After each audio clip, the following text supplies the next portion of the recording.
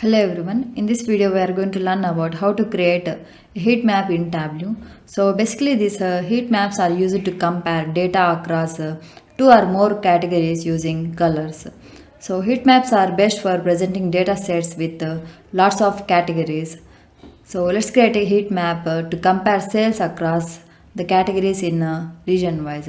So let's go to Tableau, and in this heat map the size of the square determines the sales, and it means the larger square represent highest sales and the smallest square represent for least sales.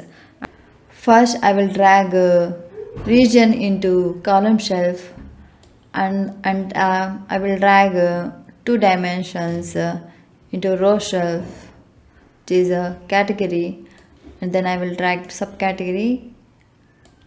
Then I will keep sales in text. So now you will get this text table. So if I drag this sales into colors, then I will remove these sales from text, you will get this highlight table. So now if I add this sales in size, you will get this heat map. You can also format this color of heat map from the color legend at sum of sales. Click on this drop down and click on edit colors. Now click on this drop down in palette. For now I will select this orange blue.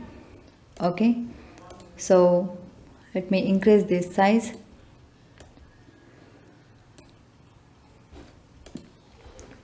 And I will choose entire view. So from this the square which is larger is represents for highest sales, and the square which is very smaller represents for least sales. Subcategory fasteners is least sales, and highest sales is from furniture category, and subcategory is stairs and region from west. As well as the color also represents for sales, which means the darker blue color represents for highest sales, and darker orange color represents for least sales. Thanks for watching. Please do subscribe and like this video.